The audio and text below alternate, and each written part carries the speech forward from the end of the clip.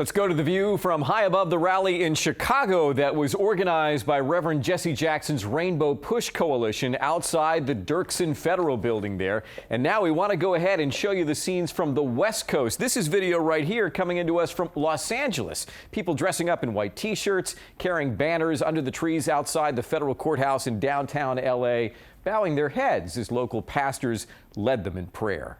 Here in South Florida, Trayvon's father addressed the crowd gathered outside Miami's federal courthouse. Starting tomorrow, the Dolphin Expressway toll plaza will no longer be accepting cash. The cash lanes at 17th Avenue will be closing Sunday. Tolls will now be collected electronically, either by SunPass or toll by plate. The move is expected to make travel safer and more efficient in Miami-Dade County. For more information on how you can get a free SunPass, visit us at cbsmiami.com. Still ahead tonight here on CBS 4 News at 11 o'clock, open for business. After the break, we'll take you for a ride on a brand new gambling ship making its debut at the Port of Miami. The ship makes the 50-mile journey in about 2.5 hours. Round trip is just $49. And CBS 4's David Sutta, the only South Florida reporter to take the inaugural voyage today, reports on Genting's big Bahamian plans. We've had fires in the west and heat in the northeast. And Jeff, we've had kind of muggy, hot, humid. Bleh. It is the floor where inmates with mental illnesses are housed, a floor full of problems, as first reported by CBS 4 investigator Michelle Gillen 7 years ago. She is back tonight with an update. Shots fired on the high seas as the U.S. Coast Guard forces a Go-Fast boat loaded with dope to stop in the Caribbean. This is video shot from a Coast Guard helicopter, which also fired warning shots. We'll show that to you in just a moment.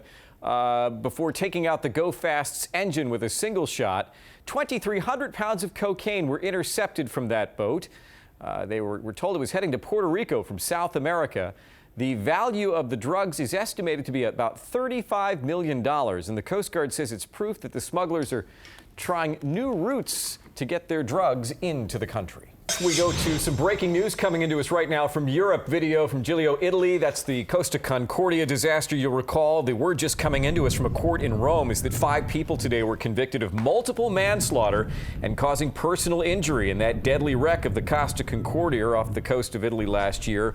But only 2 may serve prison time under a plea deal accepted by the judge. The convictions are the first in the case, and they came after the judge accepted their plea bargain on Saturday morning. The 5 were originally co-defendants with the cruise ship's captain, but he is now being tried separately on charges of multiple manslaughter in the wreck and abandoning ship. The court proceedings in this case started this past week.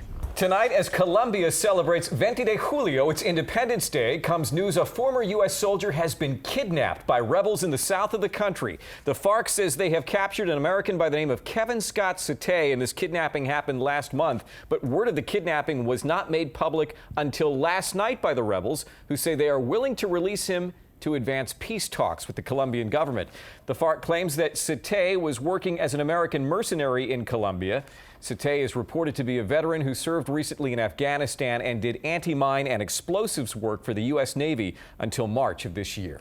Day 5 now, the wildfires near Palm Springs, California. The lieutenant governor out there has declared a state of emergency. That means that more funding will be freed up to help the state fight the blaze that has forced thousands of people from their homes. That blaze grew to 42 square miles in size. More than 3,000 firefighters have only been able to contain about 15% of it. At last check, about 700 homes were ordered to evacuate this weekend. Welcome back to the news at 7. Burglars are smashing their way into motorcycle shops all over the area, taking off with pricey dirt bikes, and for the most part, they seem to be getting away with it. Longtime White House journalist Helen Thomas has died at the age of 92. She covered 10 presidents over nearly half a century and became a legend in the journalistic industry. Thomas was the first female to serve as president of the White House Correspondents Association. Her storied career, however, came to an end under a cloud of controversy. Thomas retired from her position as a syndicated columnist at Hearst back in 2010 after a video surfaced of her saying that Israel should get out of Palestinian territory. Thomas later apologized for her remarks. Helen Thomas was 92 years old.